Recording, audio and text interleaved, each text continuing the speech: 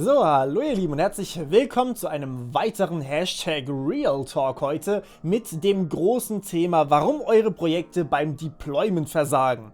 Ja, letztes Mal haben wir geklärt, warum eure Nebenprojekte versagen könnten. Heute geht es eher darum, warum eure Projekte niemals über eine, nun ja, kleine Nebenbei-Basis hinausgehen und vielleicht nicht den Erfolg haben, den sie eigentlich verdienen würden. Und es tut mir sehr leid, euch das zu sagen, aber es gibt keine reinen IT-Projekte mehr. Existiert einfach nicht. Das ist ziemlich traurig und ein Punkt, den viele so nicht akzeptieren wollen, aber mittlerweile ist IT wirklich super viel Management, super viel Marketing, leider auch super viel BWL und super viel Finanzen. Und ja, da kommen wir zu den 8 verschiedenen Punkten, die ich euch heute vorstellen möchte. Und ja, fangen wir bei Punkt Nummer 1 an. Wir haben die Anforderungen falsch verstanden. Die Anforderungen, damit meine ich das, was tatsächlich der User möchte. Ja? Das heißt, ihr designt zum Beispiel nehmen wir jetzt einfach mal eine Software, die ich relativ häufig verwende, eine Screen Recorder App. Ja? Wenn euer Screen Recorder aber essentielle Features nicht unterstützt, weil ihr zum Beispiel euch in dem Gebiet nicht so gut auskennt, dann habt ihr absolut keine Chance, dass das Ding erfolgreich wird. Stellt euch zum Beispiel ein OBS Studio vor, welches nicht die Möglichkeit hat zu streamen. Ja, dann fallen die ganzen Streamer schon mal raus, die kann man dann einfach nicht mehr verwenden. Oder stellt euch ein OBS vor, das zum Beispiel auf 480p gecapped ist. Why? Was sollte man damit? Und das ist auch gerade der Punkt, warum ich gerade eins meiner Streaming-Programme wegschmeißen muss, weil es zum Beispiel Kameras, also Webcam, tatsächlich nur bis 480p unterstützt, obwohl ich diese Software gekauft habe. Und das ist der große Punkt. Solche Software wird in Vergessenheit geraten. Solche Software wird einfach nicht mehr verwendet werden. Und wenn ihr natürlich dann auch solche Software schreibt, die die Anforderungen nicht richtig versteht, weil ihr euch vielleicht in dem Bereich nicht so gut auskennt, dann habt ihr keine Chance. So, jetzt ist es natürlich meistens so, wenn ihr ein Nebenprojekt startet, dass ihr am Ende dann denkt, Mensch, das sollte eigentlich mehr genutzt werden und mehr bekannt werden, dann ist das nicht euer größtes Problem. Dann schreibt ihr normalerweise ein Nebenprojekt in dem Bereich, in dem ihr euch auch wirklich auskennt. Ihr macht zum Beispiel einen Blog über IT, so wie ich das mache, oder ihr macht Tutorials über IT, ja. Das heißt, das ist wahrscheinlich eher seltener bei euch das Problem. Das nächste Problem kann aber durchaus auch mit der Zielgruppe zu tun haben, und zwar, wenn eure Zielgruppe einfach viel zu klein ist. Das bedeutet in meinem Fall, gut, in vielen Fällen ist die Zielgruppe bei mir auf dem Kanal natürlich groß genug. Ja? Das ist jetzt absolut nicht irgendwie ein Problem. Ich meine, wir sind über 100.000 hier auf dem Kanal. Das ist eine gewaltige Menge. Das liegt aber daran, dass mehrere Serien auf einmal auf diesem Kanal laufen. Stellt euch vor, ich hätte zum Beispiel nur Kryptographie auf meinem Channel. Mehr nicht. Die Zielgruppe für meine Kryptographie-Playlist ist insane gering, auch wenn das Thema wirklich geil ist. Aber es ist natürlich super komplex und nicht jeder, selbst die professionellen ITler, haben selten mal die Lust, sich mit so einem Thema auseinanderzusetzen, weil es A, sehr mathematisch ist, B, sehr theoretisch und C, man braucht es halt in der Praxis einfach nicht unbedingt, man kommt auch ganz gut ohne aus. So, und deswegen sind dort natürlich die Klickzahlen an sich sehr, sehr viel geringer. Ich mache das Thema trotzdem sehr gerne, oder ich mache generell auch gerne Themen, wo die Klickzahlen niedrig sind, aber wenn ich mir sozusagen überlege, was gucken die Leute gerne, beziehungsweise was guckt die Masse gerne, dann kann ich zum Beispiel kein Krypto mehr machen. Aber das soll natürlich nicht heißen, dass ich nie wieder Krypto mache. Ich mache solche Themen natürlich trotzdem weiter und ich hoffe, dass ihr trotzdem dabei bleibt. Aber so ist das eben auch für eure Softwareprojekte. Wenn ihr jetzt wirklich was macht, was vielleicht 50 Leute auf der ganzen Welt interessant finden, und das Open Source ins Internet stellt, dann ist die Wahrscheinlichkeit, dass das wirklich eine gewisse Reichweite hat, sehr, sehr unwahrscheinlich. Während wenn ihr so eine Software dann zum Beispiel an Kunden verkauft, die Businesses sind, dann ist das nochmal was ganz anderes. Dann kann es natürlich sein, dass so ein Business sagt, boah geil, das ist genau das, was wir brauchen, wir sind einer von 50 und die sagen dann, Mensch, mega, wir zahlen dafür uns dumm und dämlich. Das heißt, eure Zielgruppe ist halt, nun ja, ihr müsst halt euer Produkt quasi an die Zielgruppe anpassen. So, kommen wir zu dem nächsten Geld, den ich hier auch schon quasi gerade angeteasert habe, und der ist sehr, sehr unschön, und das ist Geld. Wenn ihr ein Produkt, nehmen wir einfach mal eine Software, kostenlos entwickelt, dann ist das in eurer Freizeit. Und das ist auch gut so. Das macht Spaß. Ich habe mit dem Kanal hier, ich nehme ganz gerne meinen Kanal als Referenz. Ich hoffe, das ist okay für euch. Schreibt mir gerne Feedback in den Kommentaren, wenn ihr da überhaupt keinen Zusammenhang seht. Aber wenn ihr ein Projekt sagen wir mal, klein anfangt, ihr macht es auf einer freizeitlichen Basis, einfach nur, weil es euch Spaß macht, dann ist das okay. Und das ist dann auch vom zeitlichen Aufwand her vielleicht nicht unbedingt viel, was ihr da reinsteckt, vielleicht jeden Tag 1 Stunde. Aber irgendwann kommen dann wirklich Business-Anfragen, irgendwann kommen von mir aus Issues auf GitHub oder Kommentare in meinem Fall, irgendwann bildet sich eine Community, wenn das Ding wirklich groß wird und so weiter und so fort. Und dieser ganze Managementaufwand, der da drumherum hängt, der wird irgendwann so viel werden, ich brauche momentan ungefähr einen vollen Tag in der Woche, eher mehr, um einfach nur Sachen drumherum zu managen, die von außen reinkommen. Also externe Einflüsse, Anfragen und ich beantworte nicht mal mehr alle Kommentare. Und so kann es bei eurem IT-Projekt natürlich auch sein. Ihr werdet, wenn ihr eine Webseite schreibt, die einen Service bietet, und ihr wirklich Kunden gewinnt, dann werdet ihr früher oder später damit Zeit verbringen, wirklich hier auch am Service, also quasi am Support was zu tun. Zum Beispiel dann kommt eine DSGVO-Anfrage rein, hey, ich will meine Daten löschen. Und dann kommt das rein und dann kommt das rein. Und früher oder später habt ihr so viele Anfragen, dass ihr nicht mehr zum Entwickeln kommt. Und das ist tatsächlich ein Riesenproblem. Ich meine, ich auf meinem Kanal kann einfach sagen, hey Leute, sorry, ich schaff's nicht mehr, Kommentare zu beantworten. Bitte fragt die Community. Aber wenn ihr das Ganze professionell macht, dann könnt ihr das nicht machen.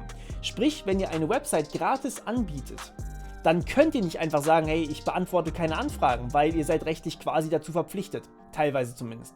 Und da ist dann natürlich früher oder später das Problem, wie finanziert man sich eigentlich? Und das ist das nächste große Problem. Man muss sich irgendwie finanzieren, wenn man das Produkt auch wirklich auf eine gewisse Reichweite bringen möchte. Und ja, zu monetarisieren ist ein unangenehmes Ding. Ich meine, wir Informatiker entwickeln am liebsten gratis Open Source Software, habe ich das Gefühl. Also zumindest ist bei mir so. Ich mache meine Videos auch gerne Open Source sozusagen für jeden zur Verfügung gestellt. Aber das Problem ist, irgendwann muss man sich halt darum kümmern und irgendwann frisst das Ding so viel Zeit, dass man davon leben muss oder leben möchte oder das Projekt einstampfen muss. Und dann gibt es natürlich mehrere Möglichkeiten. Entweder ihr sagt, ihr habt das Geld, so ihr macht das einfach, ihr lebt von nichts. Ihr schaltet Werbung, das ist halt immer so das Problem, dann verkauft man ja quasi Daten. Oder man nutzt eine Plattform, wo das quasi schon so der Fall ist, dann sind die Leute quasi selber schuld. Oder man bietet andere Möglichkeiten an, wie zum Beispiel eben einen Premium-Service, wo dann eben keine Werbung ist. Das machen viele Zeitungen momentan, das mache ich über Patreon zum Beispiel. Solche Sachen kann man auch anbieten. Oder ihr sucht euch Sponsoren. Und das ist das, was viele Softwareentwickler momentan machen. Also sowas wie WeTransfer oder Discord, die sind hauptsächlich von Sponsoren abhängig, weil die sich erstmal so nicht finanzieren. Und da seid ihr natürlich mega abhängig von diesen Sponsoren. Also die brüsten sich dann natürlich mit den Projekten. Ihr müsst trotzdem irgendwie schauen, dass ihr Geld reinbekommt. Zum Beispiel über Discord Nitro oder wie das heißt. Aber das reicht in vielen Fällen einfach nicht aus. Und ja, da ist ein riesiges Problem. Und da kann es dann häufig mal sein, dass ihr ein Projekt einstampft, obwohl es ein geiles Projekt ist, aber ihr sagt, ich kann es zeitlich nicht mehr vertragen, ich vertrage es von meinen Nerven nicht mehr oder ich vertrage es einfach finanziell nicht mehr. Und da müsst ihr euch frühzeitig um Lösungen eigentlich Gedanken machen, was ihr da machen wollt. Spendenbasiert funktioniert in manchen Fällen, aber in vielen Fällen leider nicht.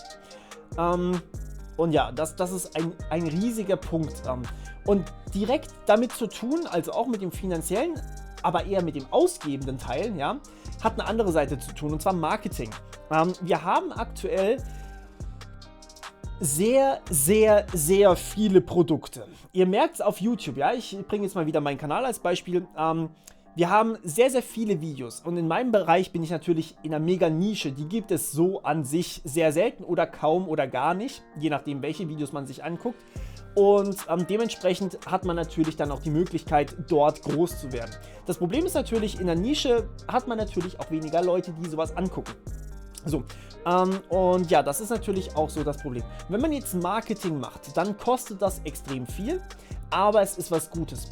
Und bringt einem die Reichweite, die man vielleicht bräuchte für sein Projekt, damit man es irgendwie am Leben halten kann. Es gibt so diesen schmalen Grat zwischen, man kann sich finanzieren und man muss Vollzeit da rein investieren, um das Projekt irgendwie überhaupt noch zum Laufen zu kriegen. Und man kann sich quasi nur also man muss wirklich Geld damit verdienen, damit man sich das erlauben kann, dass man Vollzeit dran arbeitet. Da ist so ein schmaler Grat quasi dazwischen, wo man sich denkt, ich bräuchte mehr Arbeitszeit, aber ich kann es mir nicht leisten.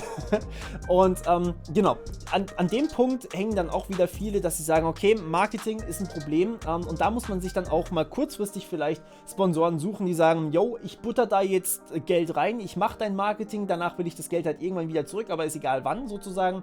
und man hat dann so eine gewisse Beteiligung von diesen Sponsoren. Das ist eine Möglichkeit. Wie gesagt, es gibt andere Möglichkeiten zum Finanzieren. Vielleicht habt ihr auch das Geld so schon da und sagt, yo, easy, kein Problem. Das Problem ist aber, wir haben einen zu gesättigten Markt und deswegen muss man irgendwie an diese Bekanntheit rankommen. Und das passiert in den seltensten Fällen tatsächlich direkt über einfach nur gefunden werden, sondern in vielen Fällen ist es halt tatsächlich über Marketing. Deswegen geben auch Titel wie, die neuen Call of Duty sind die besten und schlimmsten Beispiele dafür. Die geben immer mehr als 50% ihres Budgets geben sie für Marketing aus. Und ich würde mir wünschen, dass sie das Marketing stark runterfahren würden und deutlich mehr aufs Gameplay Wert legen oder auf die Story oder was auch immer, wobei ich die Dinger eh nicht spiele. Aber ja, da kann man zum Beispiel auch einiges sehen. Und natürlich gibt es solche Sachen wie Presse, die zum Beispiel darüber berichtet, wenn es ein Ein-Mann-Projekt ist und super geil ist, dann kann das natürlich sein.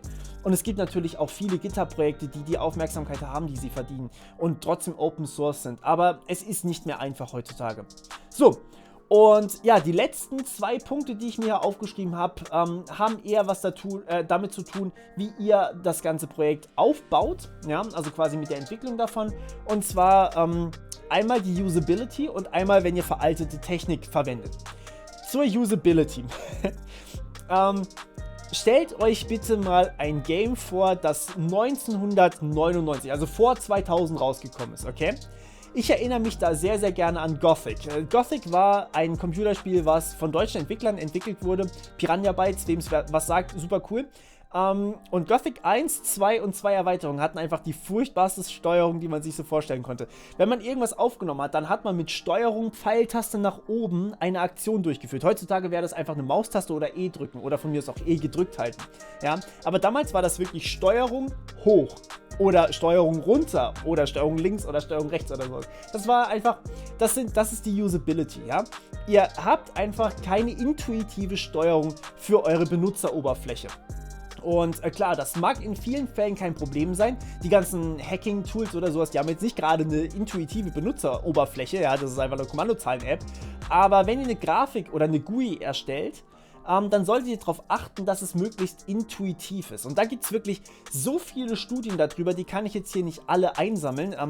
Im Endeffekt könnte ich da eine komplette Reihe zur Usability machen. Ich hatte sogar eine Vorlesung an der Uni, die sich speziell nur damit auseinandergesetzt hat. Aber ja, Usability, ich meine, das kann man auch meistens relativ gut sehen. Da sagt man dann einfach, geil, ich weiß, wo ich aufnehmen muss, ich weiß, wo ich Stream starten muss, ich weiß, wo das Studio ist, ich weiß, wo Einstellungen sind. Super, easy, ja, kann jeder machen. Aber es gibt eben auch Software, da denkt man sich, für was ist der Button da bitte? Und was macht der Button? Und je weniger man mit Technik aufgewachsen ist, also je älter man ist, desto mehr merkt man sowas. Ich habe zum Beispiel meiner Mom vorhin die YouTube-App erklären müssen. So, das ist halt so ein Punkt, wo man merkt, okay, manche Sachen sind vielleicht nicht so intuitiv, wie man sie sich vielleicht vorstellt als Softwareentwickler. So, und der letzte Punkt ist einfach veraltete Technik.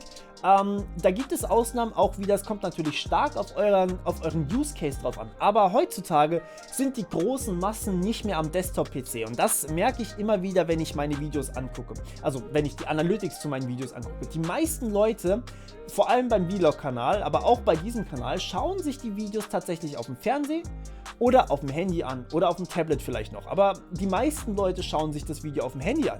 Und wenn ich dann mir überlege, okay, ich schreibe mir eine Desktop-Software, dann denke ich mir auch gleichzeitig wieder, das benutzt doch keiner.